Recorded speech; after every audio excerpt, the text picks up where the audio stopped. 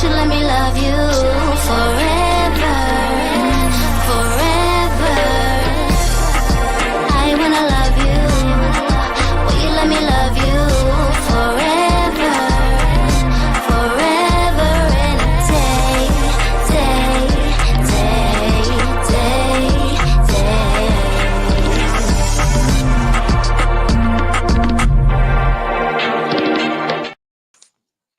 Hello.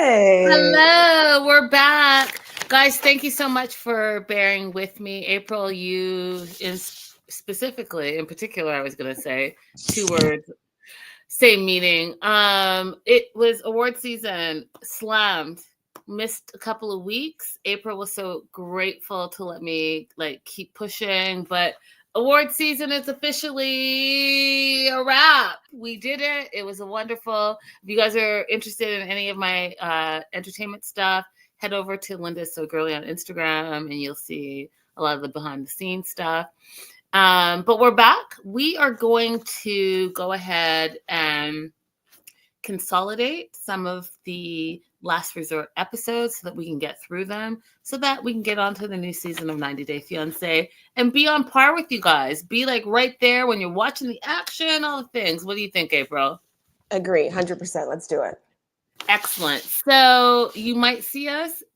I'm not going to make any promises, but you might see us more than once this week as we catch up and finish off The Last Resort. We're covering season 2, episode 5, The Last Rodeo, and episode 6, The Last Laugh. And shout out to the live chat, Lori, Joslo, Christina. Hey girls, hey. Hey. So let's jump in, April. Season 2, episode 5, The Last Rodeo. We're kicking it off with Jasmine wanting an open relationship, one for love, one for sex. And what's interesting is, as we know, last week we found out huge news, right? So there was rumors that Jasmine was pregnant. A lot of other reporters were saying Jasmine's pregnant. She was not confirming or denying. I even reached out to her and, we've talked, and she was tight-lipped about it. She gave me a very generic response. She said that she doesn't, respond to rumors. And then lo and behold, Entertainment Tonight had a full-on spread. Pregnant with her new boyfriend, Matt's baby. And if I'm not mistaken, Matt is the guy she called at The Last Resort, who's her gym partner. Am I mistaken, April? No, I think that is accurate. Am I in a delay right now? No, but I do hear an echo.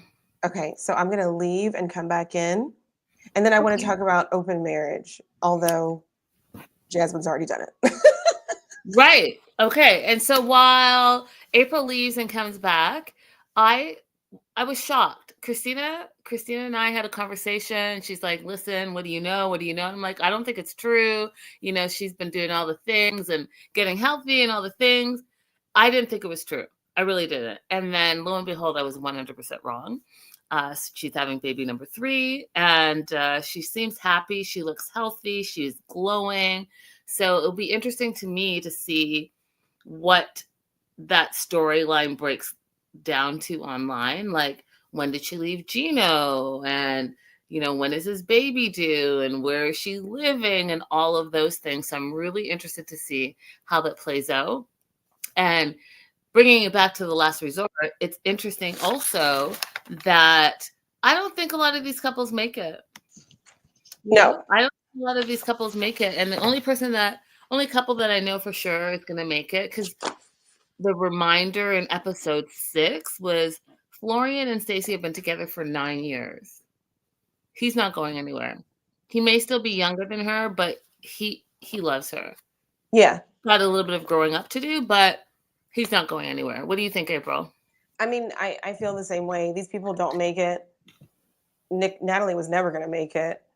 I feel like Sophie was always more concerned with, what do I do with my life if I have to leave the United States, than she was with Rob. Even though they've had better moments in this show than they've had before, it's only Stacey and Florian. Mm-hmm. But what I wanted to say, in general about open relationships, not specifically about Jasmine and Gino, is it's never something that you're supposed to be forced into. That's like never a good starting point for having an open relationship or open Elaborate. marriage. Elaborate. So sometimes people think that because there's cheating, oh, if I have an open relationship, then it'll be okay. Like you can still cheat in an open relationship. If you don't have the honesty required to upfront say you want a relationship with somebody else, then it's very doubtful that you're going to have the honesty required to be in an open relationship. So it should start, in my opinion, okay, and from the few people I've been around, it should start from a place that like I am a person. I'm not Mhm. talking about me, but I'm just like in general. Like I'm a person who doesn't want to be monogamous to begin with. To begin with, like that's my starting point. Yeah. And so therefore, every relationship I get in from that point forward is one where it's going to be, you know, some sort of arrangement, whatever you want to call it, polyamory, open relationship, you know, a throuple, whatever you want to, whatever term is going to be used, it's going to be that kind of relationship because I am not monogamous. If you're a monogamous person and you're moving to an open relationship just because your partner cheated on you or just because your partner is not having sex with you, those are not good bases. That's not a good foundation on which to have that kind of relationship. I agree 100%. And the reason why I agree 100% is because you're not really doing it because you want to. You're doing it because you think that's how you're going to keep your partner. And just like the therapist had concerns in these episodes where you can't have an open relationship if you can't deal with conflict resolution, Yep. right? So Jasmine and Gina already had, like, let's talk about them. Y'all, let's talk about them. April, I'm trying to figure out what Gino's deal is I because think, oh, sorry, go ahead. I think it's more it's not just, oh hey, we fight all the time and I can't be intimate with someone I fight with, because you know there's always like makeup sex and all the things, but he like does not. He doesn't want to. So And I think Ari was right. You heard Ari's theory about why Gino is not having sex with Jasmine. no, I think that's past episode 6, but tell me anyways. So I heard her say it on one of the little Instagram clips that got posted. But she said that she thinks that Gino is suffering from the Madonna complex, where for him, women are not full people. Women only have two purposes: either you're a mother figure or you're a whore. And so, because he's unable to continue putting Jasmine in the whore category, where he enjoys having sex with her, and she's a crazy girlfriend that he goes to see for crazy weekends, and now she's there every day, she's more in the mother category, that he's unable to have sex with her. Oh my god, that makes so much sense. I've never heard that before, but it makes sense. Jocelyn has a question for you, April. April, is Yes. it true that with a green card, Jasmine could have gone back to see her kids? Yes, she can travel with a green card. Yeah, Jocelyn, I'm Canadian. I travel home all the time. I think that her issue is financial. Tanya, I'm sorry you're feeling terrible. I'm glad you No, came poor Tanya. through. Please feel better soon. Okay, so the open relationship, Gino's not for it, excuse me. But she's been clear from day one, you guys, that her needs are not being satisfied, hence, you know, baby on way, new boyfriend. I've always told you, I don't want to be like, hey, I told you so, but sex is important in a relationship. You can have all the other components, but what makes your relationship different from all your other relationships is being intimate with your partner. And so for the fact that they were not doing that, it created a crack, an opening, so to speak, in the relationship for someone to take that role. And she made it very clear that she's a sexual being. And the more I watch the season, the more I see that Gino really does have some dysfunction in that area. And it could be this Madonna complex. It could be something else. We saw that when we very first met him, there was like a video addiction, I'm going to call it. There were little pills involved. So there's a lot of stuff going on with him that I don't think, I think Gino's like late 50s. He hasn't resolved as an adult. Right. And instead of doing some work on himself to figure out exactly what the problem is, he's blaming Jasmine's behavior. But obviously, like, it's not really her behavior because he says he needs her to have several weeks of quote unquote good behavior in order to, be able to be intimate. Now, I don't know.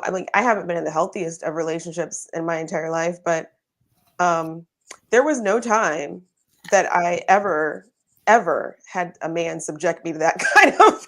Right. It's outrageous. Especially their husband and wife. Like, I don't understand what's going on. I do a little bit, but I don't, Right. I'm just trying to imagine, like, in my own life, what kind of conflict would I have to say, I need you to show me good behavior for X number of weeks before I will But it's like what you engage said. with He's you. doing that to place the blame on her. He's Right. really gaslighting her so that he doesn't have to look at his internal issues and can continue to blame her for lacking in a specific area that she says is important to her. Right. So there we are. I do So think he also has a corn addiction too, yes. because then he's able to see those, which makes sense what Ari said, because he's able to see those women as whores. He can enjoy those women. He can enjoy watching them. He doesn't have to consider that they're full people. This is, I actually, like, I think this is probably more common now that I've heard Ari talk about it. It's probably more common than we realize, especially for those of us who grew up in church. Because we always talk about, I've always heard girls talk about having this block against being able to enjoy sex because it's like pounded into our heads when we're younger that like sex is bad and you're going to hell if you have sex. And then even after you get married, you have a little bit of a complex of being able to enjoy it. I've heard women talk about that forever, but I guess men can feel the same way too if they are unable to see women as people. Do you think it's possible that it could be something else? I think it's possible, but this really makes sense to me because we don't really see Gino have other relationships with women. Mm-hmm. We don't see him in relating to other women. Here in the last resort, we see Florian talking to the other women and chatting with them, and we see Rob relating to the other women and chat. We don't see Gino looking at women as potential friendships or allies or anything. Right. So I feel like maybe there is something else going on here. I feel like he's at that certain age where perhaps he wasn't able to be as free as he can be in 2025, but because he hasn't done the work, he's not free to be who he really is. Oh, that too. Maybe that too. We don't know what kind of corn he's watching. That part. All right. So they had the sex therapist workshop. They all had homework. Ari and Benny, they had to go on a date because there's an emotional disconnect in their relationship. Rob and Sophie had to dominate each other because she's always in her head and Rob feels rejected. Brandon and Julia, humor seems to be their love language. So they had like a whole prop box that they were supposed to play around with. And Stacey and Florian role play because it's fun and nice. I will tell you that Stacey and Florian, I loved their whole little situation. The cowboy hat, the whole thing. Florian was totally into it. I honestly don't think that their relationship is in any type of danger. I think that they're just doing this to like get closer, to deal with past trauma and keep it pushing. Yeah, which I would watch. If we actually had couples on here who didn't have serious problems like Stacey and Florian, I would still watch that show. Yeah. Because it's fun to see them getting along. Yeah, 100% agreed. So I'm going to throw this up to you, April. I'm going to throw it up to the live chat as well. So Gino literally says that he's not ready to have sex with his wife. I want to hear your feedback on that because I think it's outrageous. I think that you came into the relationship knowing exactly who she was, saying that you were a sugar daddy, she's your sugar baby, and now you have all these rules and restrictions, and you're not like you got married full. Sex is part of your marriage. So you're not ready, seems to me like it's a control thing, and it's a way to disassociate yourself with the issues that you have. What do you think? Yeah, I find it absolutely ridiculous too. There's and all of the guys find it ridiculous. They don't understand. They're like, hey, we're having the opposite problem that you are. What is going on? Jocelyn says, I think they're doing it for money and relevancy. I disagree with you, Jocelyn, just because we found out last week that, Jasmine has moved on and is having a baby with a totally different man. So I don't think it's that. I think there was an issue and it didn't get resolved and she moved on.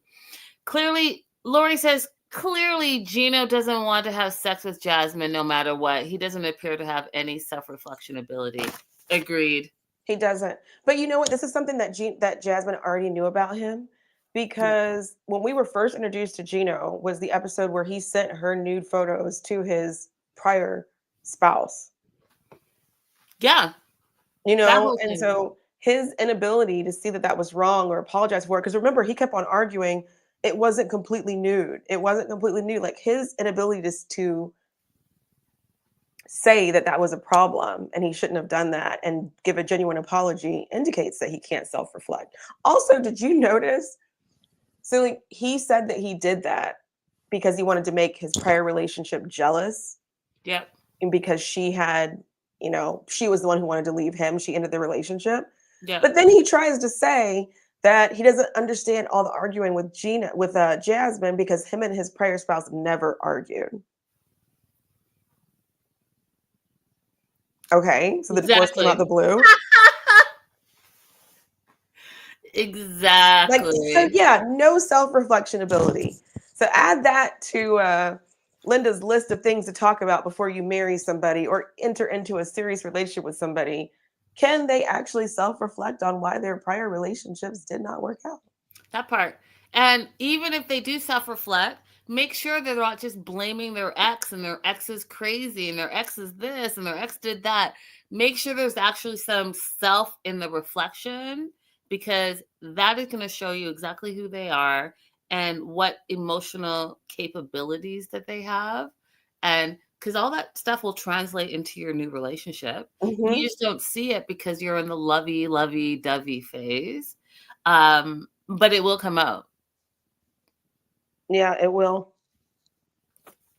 So, Brandon and Julia, my personal opinion, and I'll wait for April to tell me her opinion. These two are not going to last. And why? Is because I think Brandon is really too prudish for Julia. And she takes things very lighthearted. And he is like very, very conservative, black and white. And there's nothing wrong with that. I'm just saying when you have two polar opposites, either it can work or it can work. But they had, they had the prop homework and he just was like, oh, what is that? Oh, what is this? She's like, on his back to ride him like a horse. And he was just not into it. I thought it was hilarious. And they could have made that really a them moment, but he wasn't having it. No. The more I watch them, the more I think that she came here to get out of this relationship. Facts.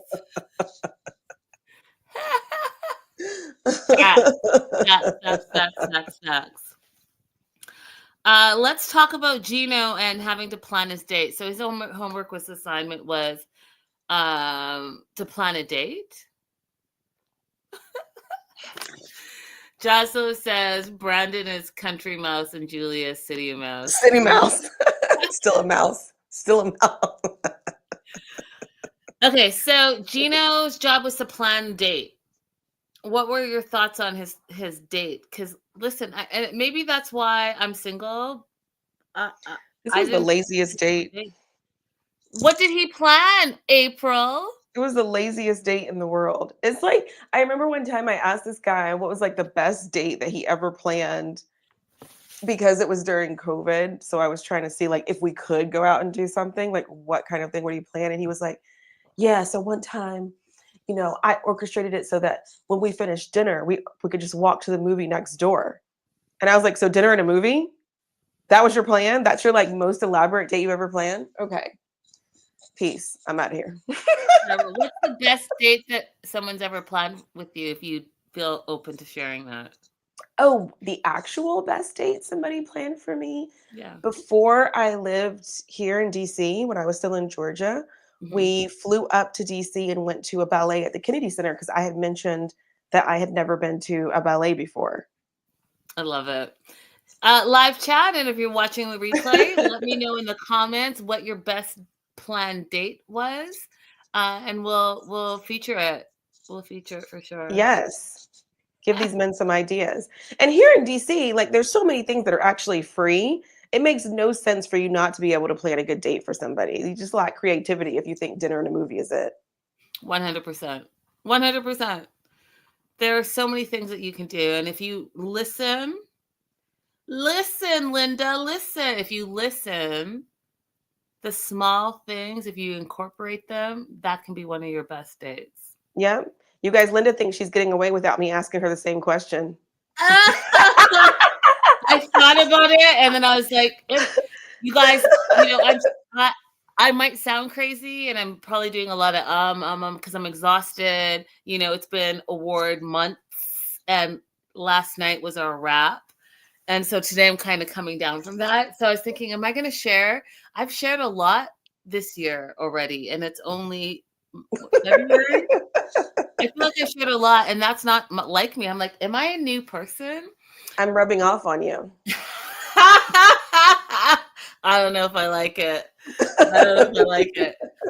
Okay, so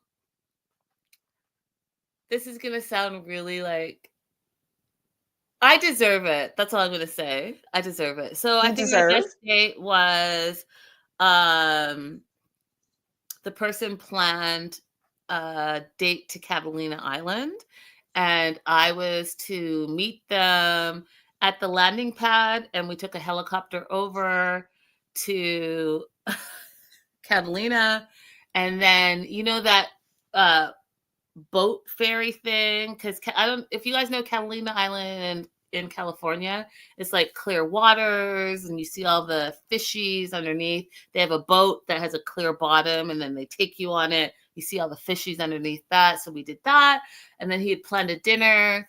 And the thing that I thought was like really impressive is that sometimes when men plan dates, they expect something afterwards, right? They expect like, hey, I did all this, like, what is the return? And I knew that he hadn't expected that, because he got 2 rooms so that I can make my own decisions throughout the whole day. So I think that probably was the most thoughtful and like fully planned, date from beginning to end. And yeah, it was lovely. That is awesome, and you do deserve. Good job. It seems like extravagant, but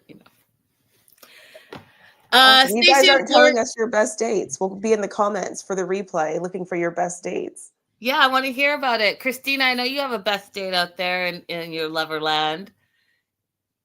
Oh, I know, Joslo. I'm going to.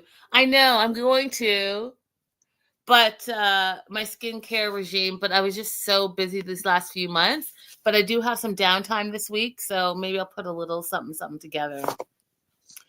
Stacy and Florian, I don't really think they have issues in their, like, I mean, we all have issues, right? No relationship is perfect. No perfect person is perfect, but their sexy time was great. I was surprised that it had been a month since they had sexy time, but they were able to like completely embrace their homework and get with it.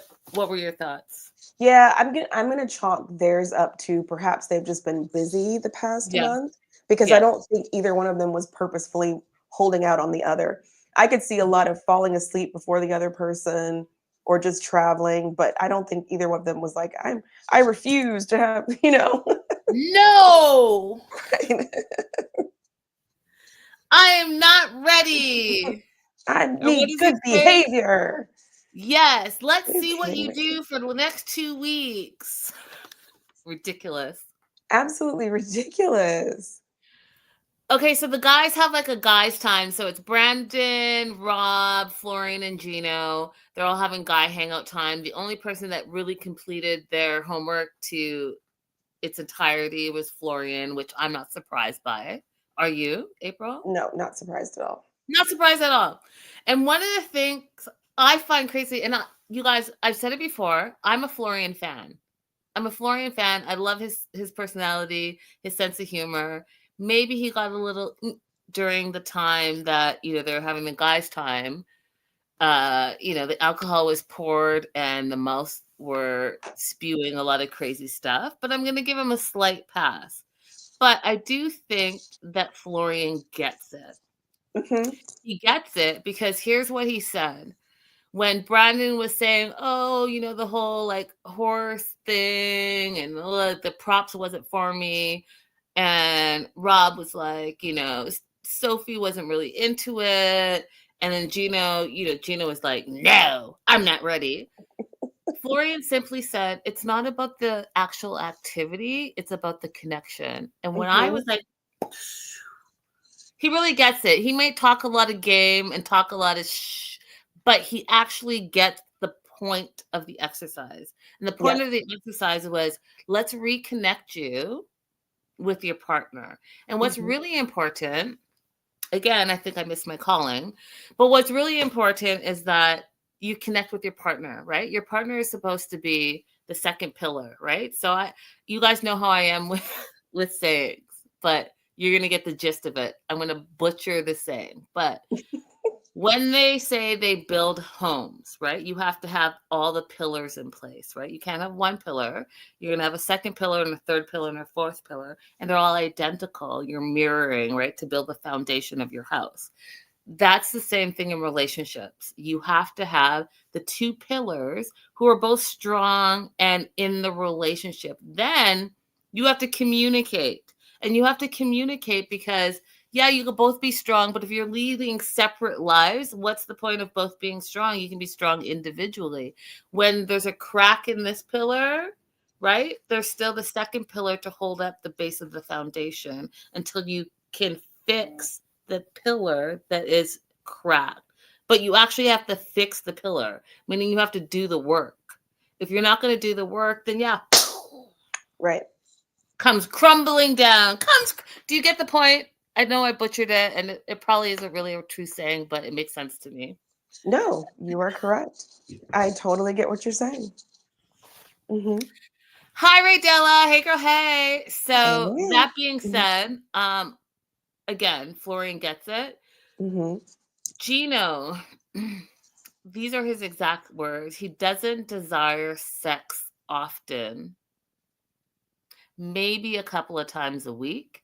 His wife thinks he's a video addict.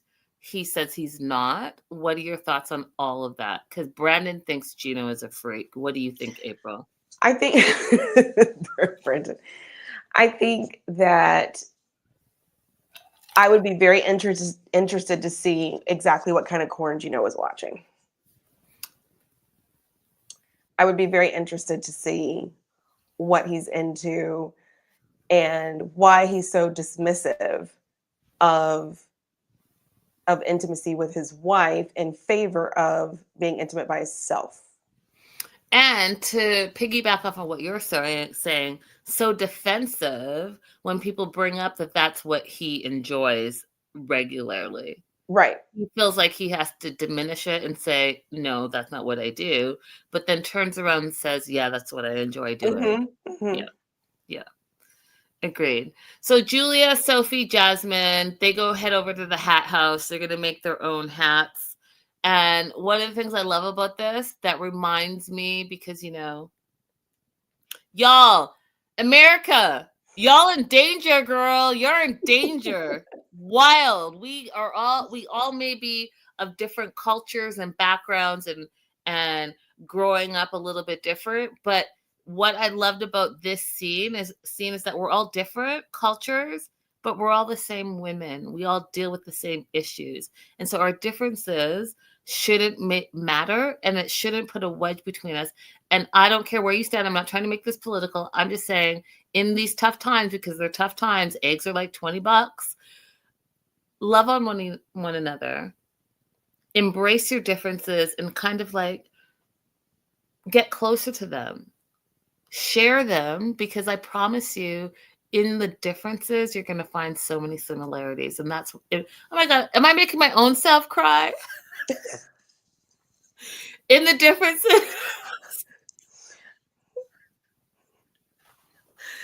In the differences is our similarities. And our similarities here is that you have three women that are navigating America, they're navigating their relationships, and they're navigating being women. And who can't relate with that? April, thoughts? Okay, guys, I'm laughing because like no, it's a really sweet sentiment, and I mostly believe it. But today something happened that was the exact opposite of it. I went to the I went to go use the printer in our office, so I rent space in this office building. And the person who was using the printer in front of me was printing political stuff from a political party that I do not support. And so she started to talk to me, and I was just like, I'm monotasking.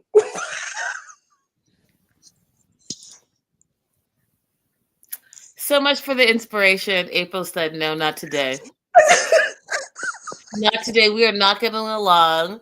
We are here to battle, and not today. Not today, girl. Not today. It's just funny because it happened today. And And I think it's funny because April, I think there was one time in all the years now that I've known you that we've agreed. One time. no, but like in general, I do agree that we tend to have more similarities than we do differences. And when we emphasize the similarities, we do get along better. But y'all, I'm old and I get AARP magazine, and the magazine said that as you get older, like when you start having difficulties with your memory and stuff, that you need to start monotasking, not multitasking. And so I felt like it was the easiest way to get out of that conversation to just really I'm monotasking. Like I'm not,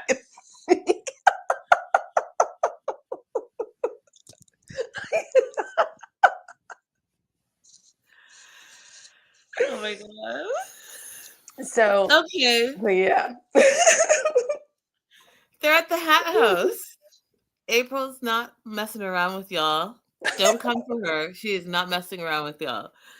They're at the Hat House. Natalie shows up to apologize. Stacy gave them the 411. Hey, we're on our way there. We find out a few things about Natalie. Natalie is petty as F. Petty. I'm not mad at her though. She's good TV. Everyone thinks she's childish. She says this is her apology. I know I messed up. I hope that you can accept my apology. You know, I realized who I wanted to compare Natalie to that I couldn't get out last time we talked about her. When you said you felt sorry when she talked about she's bullied when she was younger, and I was like, I don't know if I believe this bully story. She reminds me of Liz Lemon from 30 Rock. Who does? Story, Natalie. Oh. This girl's story was that she was bullied because she was the weird kid in school. And then all these episodes of the show, she's talking about how she was bullied and she's going to get back at all these people who made fun of her because she's on TV now, blah, blah, blah, blah. And then we go back to her high school reunion and find out all along she was the bully. She was the bully all along. Yeah. Natalie is a Liz Lemon. Ray Della, hopefully I do get to, live longer, and I will carry my AARP principles into my next several years too. Your principles?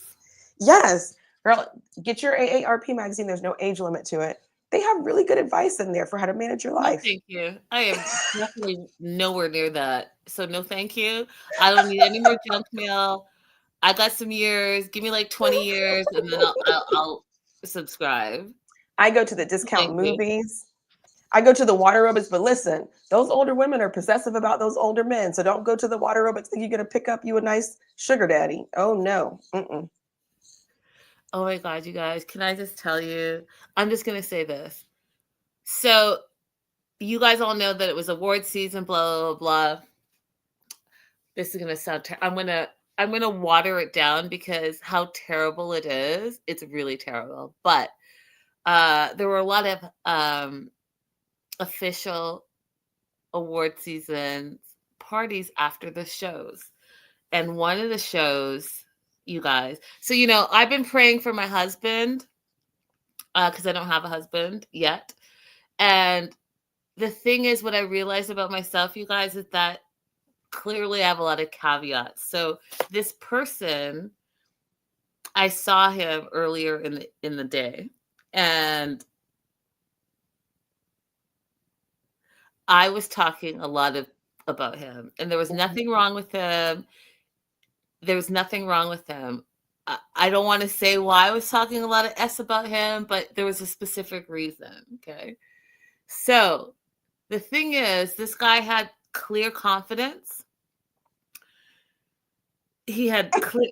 First of all, you guys, all the pictures that I'm posting, you guys, one of them is my boss, so y'all need to cut it out. And the second one is the artist that we represent. We represent a ton of artists. So if you see me with a lot of famous people, it's because we represent them. That being said, this guy in a sea packed, wall-to-wall people beeline towards me was like talking. He is a talent manager, and he was like showing me the people he represented. He was like blah blah blah blah blah in my ear, and I was like completely giving him zero attention. The next day, my coworkers are like, "Oh my God, Linda, so and so came and was like, he beeline for you and blah blah blah," and I was like, "Yeah, I called him the Unabomber."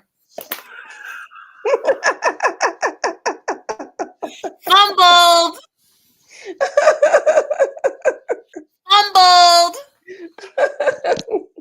100% fumbled that. And they were like, you said you were praying to God for your husband. He brings them to you, and then you just are like, nah. So, well, it wasn't the right one. You didn't catch the feeling. You didn't feel compelled to speak to him. It wasn't like, No, I was just being a jerk. Are you sure? Yeah. Okay. But well, I mean, if it's meant to be, I'm sure our paths will cross again. That being said, the moral of the story is don't block your blessings, ladies, because you think you know the answer. The answer might not be exactly what you think it is, and the package might not show up directly how you think it should. All right, moving on. There's so much, you guys. So Natalie apologizes. Natalie has mean girl energy as far as I'm concerned, and I don't think her apology was a real apology at all. I think she was just doing it so that she's not the odd duck out. And then she had a interaction with Sophie, and Sophie's like, "Hey, you know what? I don't accept your apology, and here's why. I didn't do anything. You came for me. Your boyfriend, mind you, everyone else's husband and wife, don't forget that your boyfriend slid into my DMs and he said a bunch of stuff. Here are the texts." Once Natalie reads the text, she still kind of was like, "Well, yeah, that's my man." Girl, what? Are you? It finally sinks in that, hey, yeah, her man did wrong. Her man was flirting. Her man was inviting another woman out. Her man said, "Oh, well, we're just casual. We're not that serious. I don't think I can see long-term with her," etc., etc. So he's putting all the disclaimers in to minimize his relationship. Damn, we so far behind in these episodes. Jessica, you're not wrong. You're not wrong, but Jessica, it was award season. So what month is it? February? I had 2 months of award season. Second, what was my second thing, April? Just being busy with work. You've had a lot of work outside of award season.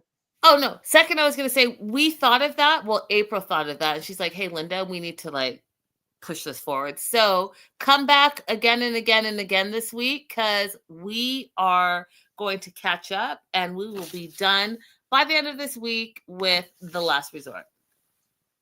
And then start the new season of 90 Day.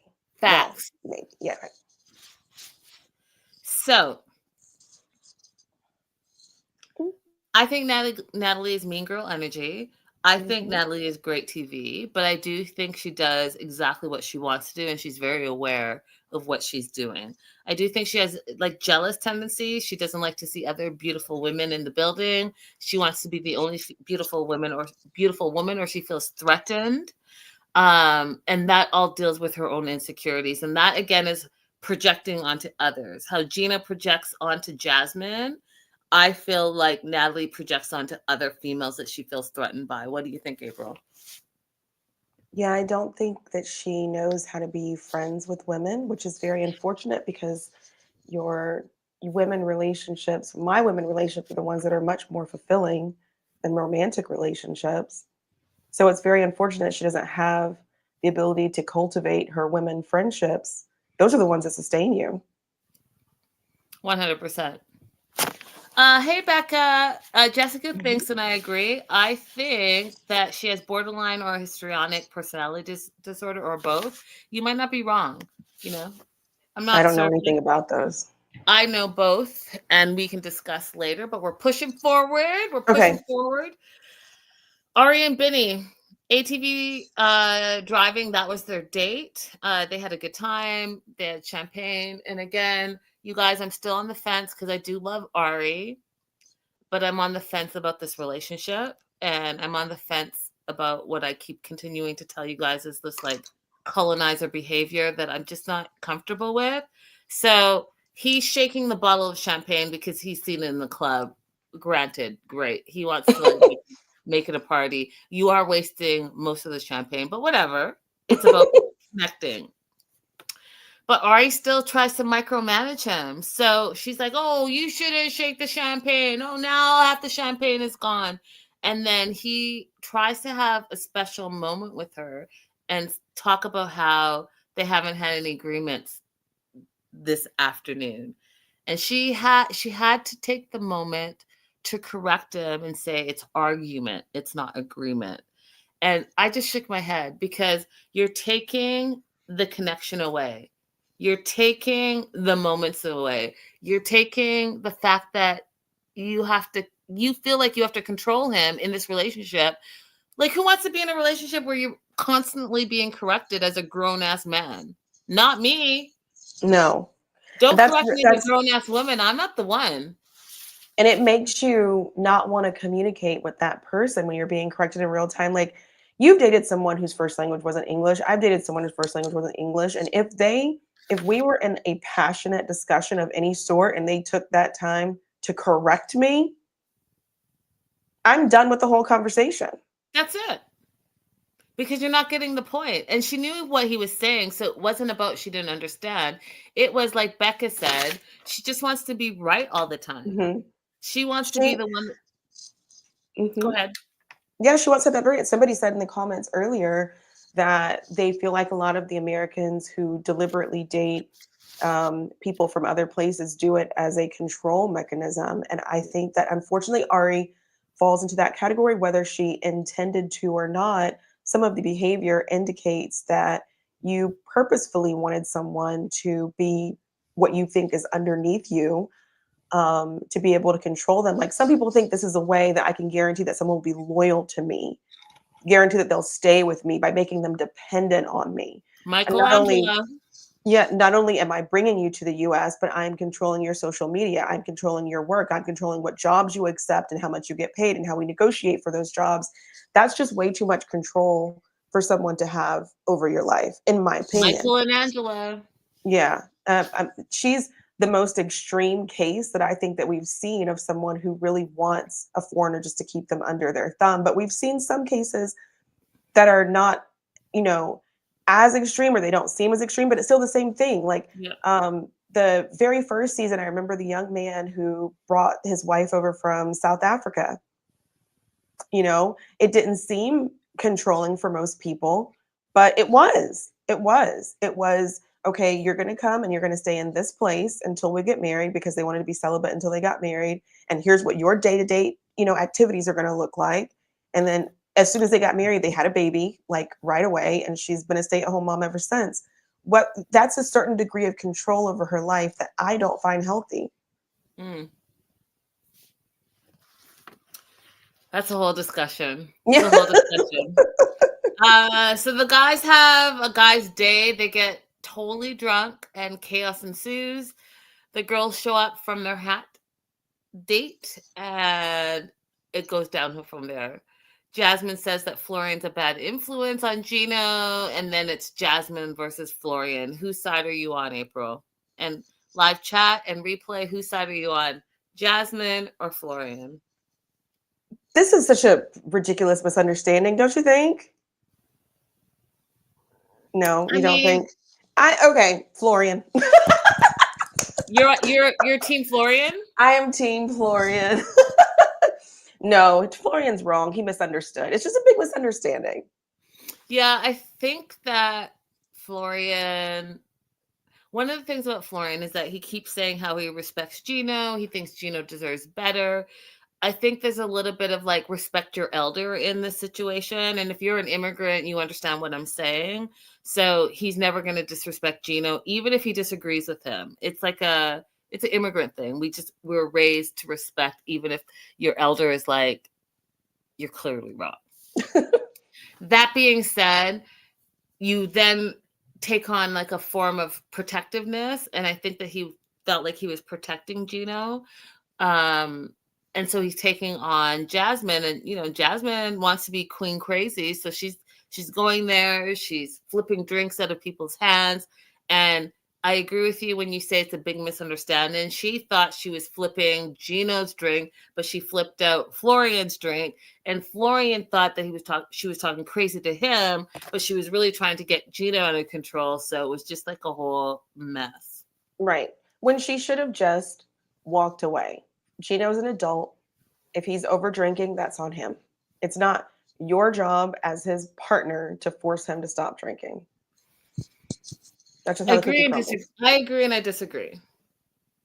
I agree because for me, I would want to take my partner home like you're cut off, and you might not think it, but you are. So let's wrap this party up. But I don't think I would have done it in such of like, I would have made it so that my partner and I were at a moment where we had time alone, and then we were just gone. Do you know what I mean? I don't think I would interfere at all. I would definitely, if I was out with my girls, I would leave no girl behind. But I mean, at this age, if I'm out with a guy and he doesn't know how to hold his liquor, he's gotten that. It's not a guy, that's your husband. If I'm with my husband and he has drank too much, unless he was somehow, had a Mickey slipped in there, I might suggest one time, hey, you ready to go home? If you get belligerent with me, okay. All right, you guys, let us know. We have Becca, who was team Jasmine, but is now team Florian. April is team Florian. Jessica says, after telling your partner to stop drinking, that should be the end of it. You don't keep dragging it. Let him drink, get drunk, and suffer the consequences. Right. Because if you don't trust me to be like, oh, she's telling me it's time to go, I must, something must have happened. Linda, if you tell me it's time to go, we're out drinking, I'm going to be like, she sees something I don't see. Let's go. And that's what, here we are, the last resort. They don't have that communication. That's where it's lagging. So all hell broke loose. Let's get into episode 6, the last laugh, because y'all, this is my favorite episode. Natalie brings out her crazy. And when I tell you I watched it multiple times, but I know I'm jumping ahead, but I just need to know. I just need you guys to know that this right here, certified. Oh my God, it was so good.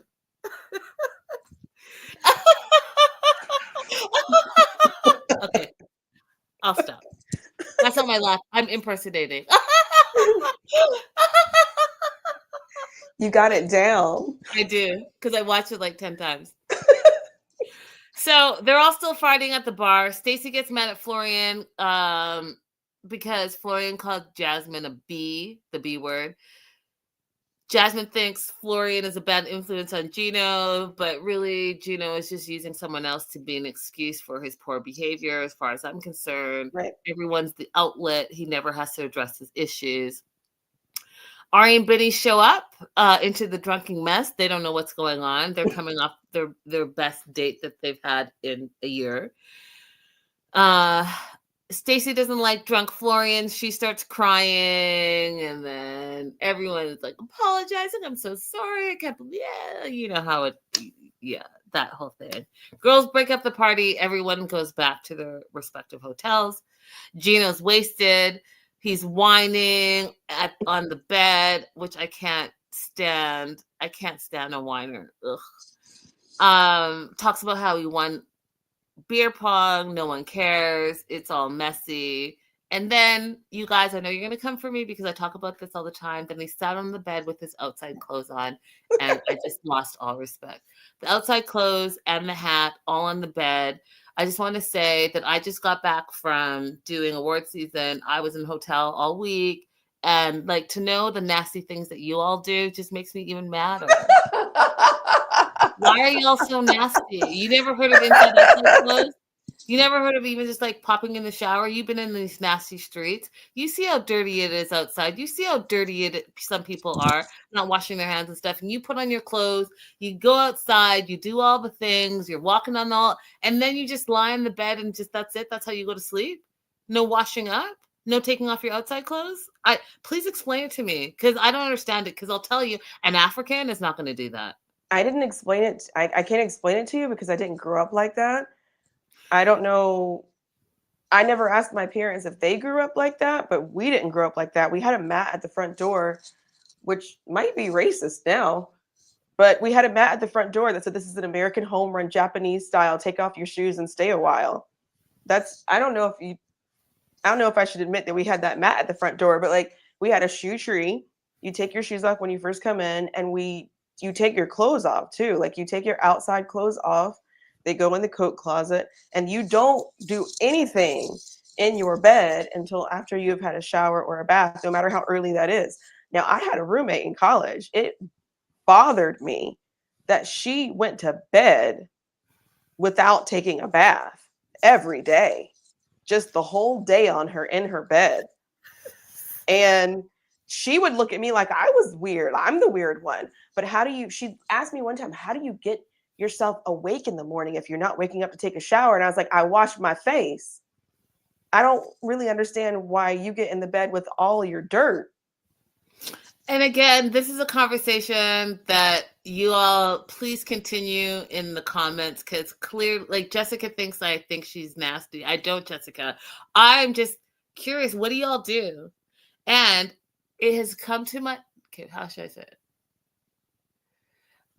During the awards week, I like organization. And one of my coworkers made it clear to everyone that, quote, Linda doesn't like disarray, which is true, right? And the reason being, I'm not someone who, for example, there was crafty, and in our workstation, we're all working very hard, doing the thing, and someone's crafties, empties are all over the place, and I literally will just put it in the garbage because it's distracting to me. And then that's when she said that Linda doesn't like disarray. Well, I just don't think it's disarray. I just think that, like, I don't know, you guys. It's junky. It's messy. You said that I might have a touch of OCD. I don't receive that, but I just also don't like mess everywhere. And like if this is my soda can, I don't drink soda, but if it was my soda can and I'm done with it, why does it not go in a recycling bin? Why does it just sit there for hours? Anyways, again, I'm digressing. Let's talk about it in the replay. I don't think that's a touch of OCD either. I want things to be neat and put away. Nothing excites me more than a clean surface. Facts. All right. So party's gotten broken up. Gino's in his outside clothes in the dirty bed. No, Gino's in his dirty outside clothes in the clean bed, whining. Meanwhile, Stacy makes Florian sleep on the couch. She doesn't like how he talked to Jasmine, and she also doesn't like how he talked to her. She feels disrespected. I wanted to ask you, do you think that, okay, if your partner called one of your friends the B word, would you personally feel disrespected, April? I would. I would feel like you don't have enough respect for me and my friendship with this person that you're causing a rift in the friendship, causing, Yeah. I think that you should have some respect for my friendships, that you would not do that, because I don't do that. Like, it would be different if I was the kind of person who, if we had the friendship where we talk to each other like that, that would be different, but I don't. So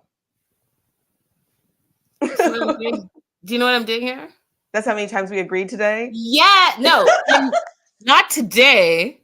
In our entire friendship, it's a big day, y'all. Remember it 2 times. Fully agree with April. Okay, so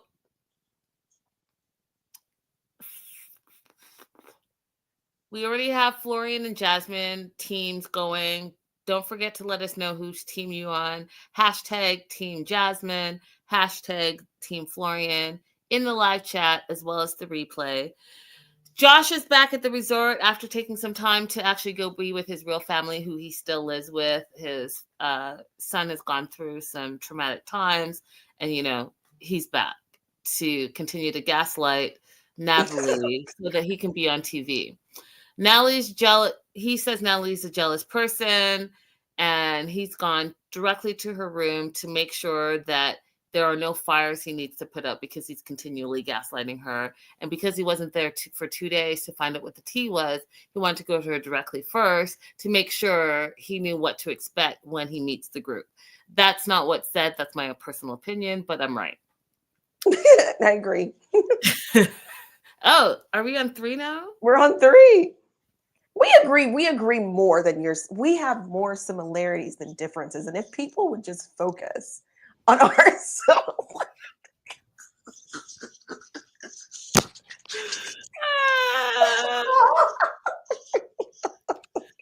So he comes in, he's like, did you miss me? Natalie, she's like, no, I didn't miss you. And then she does her analogy. She's just as bad as I am. There's 2 in a boat, but another boat is being put in the water. And it looks like Josh is hitting another boat while she's alone on her boat. I totally understood her. I don't know why she wasn't just direct and say, hey, listen, I saw the text messages. You were completely flirting with Sophie. You invited her on a date. You tried to be like sneaky leaky about it, but you're for the streets. You've been for the streets, and you are for the streets, and you're stringing me along, and I want no more to do with it. However, since TLC and Sharp Entertainment are paying us to be on TV and be famous, I'll kick it. So, like, when she was talking about the boats, I was thinking about this one time I dated the Serbian guy, and he always did analogies, and I was wondering, like, is this a part of culture in some places, that everything they say has to be an analogy as opposed to just telling me what is wrong with you? He told a really long story one time to explain to me why he wanted me to write things instead of spelling it at him. I wish I could remember what the story was, but at the end of the story, I was like, just ask me to spell it. just ask me to write it. Like, what is... I'm for the analogies, though. I kind of for them. I think it's fine if you are used to it. If you're not used to it, it feels like the person is avoiding the topic. Fair. Like, I was younger then, and so it felt much more like he was avoiding the topic as opposed to just a different cultural way of talking about things. Yeah. It also felt like incredibly time consuming. And I didn't always get the analogy because sometimes it hinged on something I didn't understand. And that's what Josh is saying. Sometimes he gets it. Sometimes he's just like, So she tells him that she has the messages, and he basically is caught in gaslighting. And she's like, you got caught and you ran away. And I thought that was a very direct message to him. Like, hey, you all of a sudden, you didn't tell me before the retreat that you had to go home. It comes out that you've been flirting with Sophie. You hear it in the air, and all of a sudden you need to take a couple of days, and you tell me at the club when it comes out. Now there's no blowback on you. I just thought it was a very clear moment for Natalie. You ran away, now you're back. And then he says, well, it wasn't that bad. And she's like, well, no, you said I was wild and there's no way you can stay with this girl. You're not in a committed relationship. So, like, explain to me how it's not that bad. Mm-hmm. Right? Because you're stating, like, Natalie, he's stating to you clearly, not to you, but he's stating out loud in a message that he doesn't want to be with you. Mm-hmm. And people are even more honest when they're not talking to you directly. So please Mm-hmm. pay attention. So you invite Sophie, who's your quote unquote friend, but you don't invite your girlfriend. You don't invite Natalie to this trip. You don't even Don't tell invite her. Rob. Right. And you don't even tell her that you're going on this trip. And you offer to pay for Sophie's airfare on this trip. Stop Mhm. it. Just stop it. Like, stop it. But instead, he tries to, and I quote, kiss her quiet. She falls for it, says, okay, well, you know, do the cross and promise that you'll never message Sophie again. I was enraged. What were your thoughts, April? I mean, it's really hard to understand Natalie's motivation for staying with Josh after all of this, except for, I don't know, I agreed to be on this retreat. But she could have said it could have been like, hey, we're not working out. He's made it very clear he doesn't want me. So if you guys want me to stay just to work on myself in my future relationships, I could do counseling for that and do the activities for that, you know? Yeah. I specifically wanted to know your thoughts on him kissing her quiet. Oh, this is okay. This has happened to me before, but it wasn't this bad of a situation. I truly was bitching about nothing. I don't know if I could say that on YouTube. I was complaining about nothing. And it was appropriate to kiss me to shut me up. I was complaining about nothing in that occasion when this happened. But Natalie is complaining about a real thing. And I think it was inappropriate for I think it was inappropriate. I think he was trying to manipulate her into silence, and I don't like that. exactly because he understands that for Natalie, intimacy is a promise of some sort. For him, it's not. Jessica Exactly. says, after 3 years on and off, if he isn't calling you your committed girlfriend, then leave. I think she thinks he's going to make her a model. Not just that, she's never been to his house. 3 years, she's never been to his house. Stop it, y'all. Stop it. In 3 years, he's never gotten her a job. In 3 years, she's not the girlfriend. In 3 years, she hasn't been to his house. What exactly is she getting out of this? Natalie, you're smarter than this. Like, you're evil, but you're smarter than this. Yep. You're way smarter than this. Way smarter. In all the crazy, you're still quite smart. So stop playing. Yeah. Okay, all the girls are mad at Florian. It's the next day. They're going on their next adventure, and there's 2 caravans of people going, and everyone's talking about everyone. Josh continues to say the next day when he gets called out by Stacy that his messages were just harmless and friendly. And he's not just stringing Natalie along. No one, and I mean no one in his little van believed him at all. At all. And guess what? The audience doesn't believe you either. Right. Maybe. Terrible. So in Jasmine's little caravan, she's calling Natalie crazy. And it's just like, it's like high school all over. Everyone's talking about everyone. They're talking about the night before. That's where they are.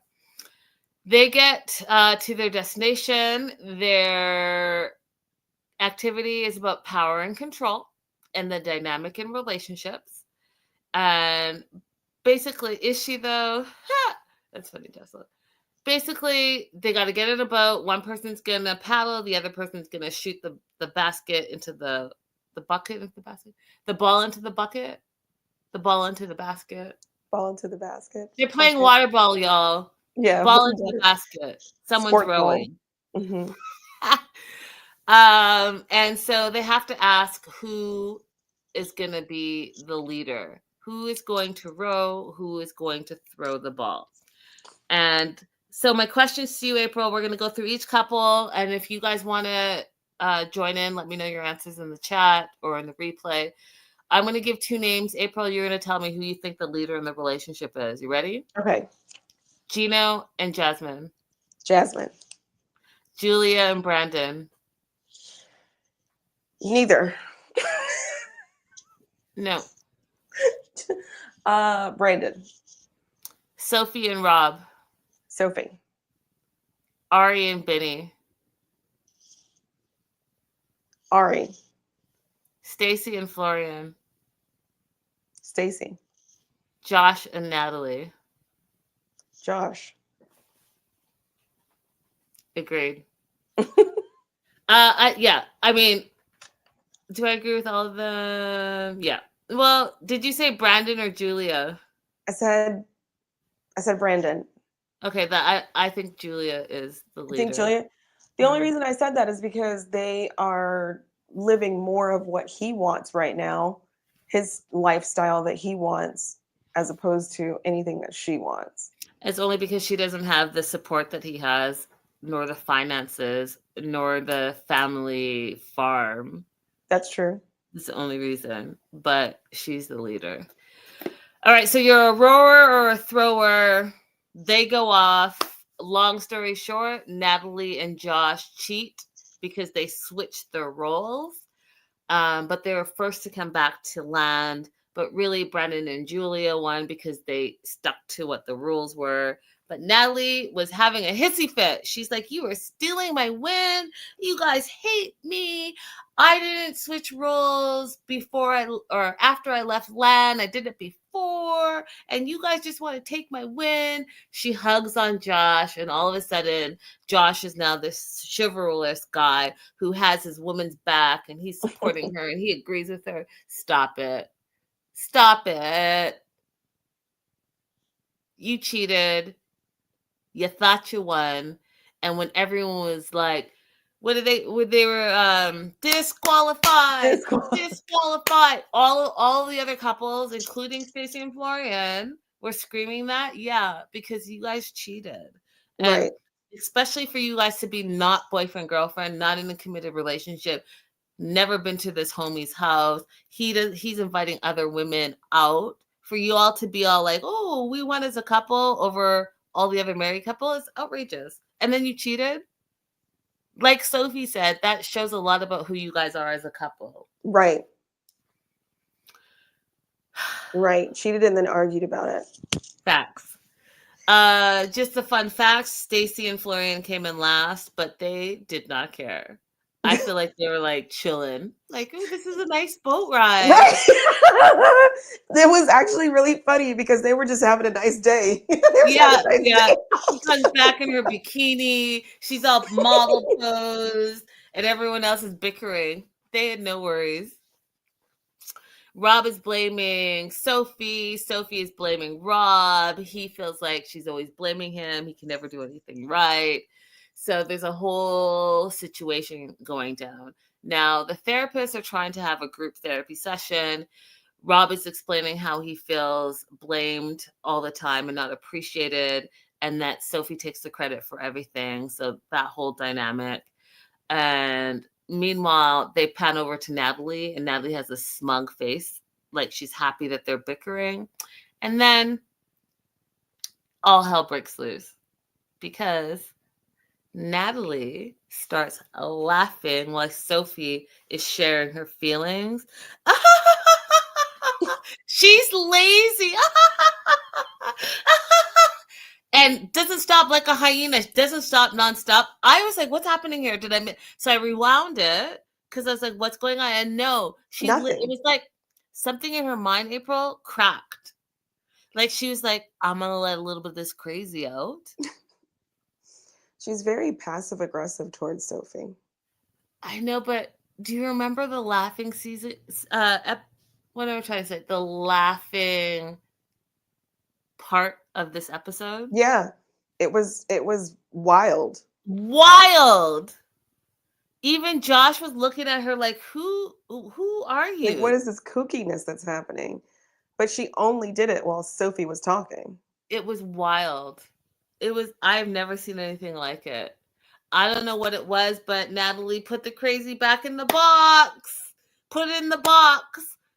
You can be crazy, but this was like, you've surpassed.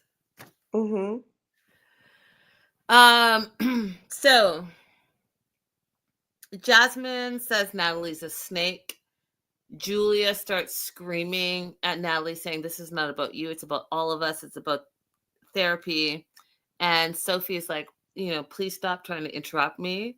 And Natalie's like, I don't care. Quote, I am the fairest of them all, and I don't care about those bees. And that is where we left it, friends. That's right, Tanya? Completely unhinged. Unhinged. Completely. I have a question for you guys, everyone here and on the replay. What does an immigrant need to do to prove to you that they are coming to the US for the sake of this relationship and not just because they want to live in the United States? Because I think that there's some people, I was reading Jessica's comments, what made me think about this.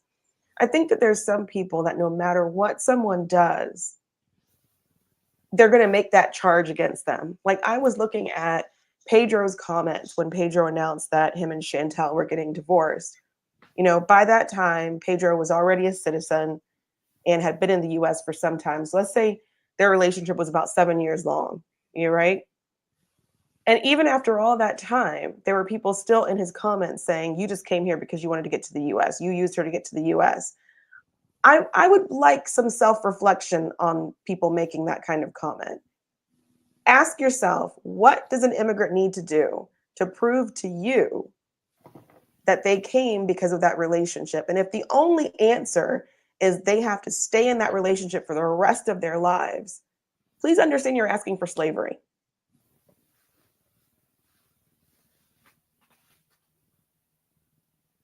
So just evaluate that before you say it. And I'm not trying to be mean to you, Jessica. You cool. You got some funny comments in there. But we all have things that we need to work on and reflect on. And that's one that I would love for more people to reflect on.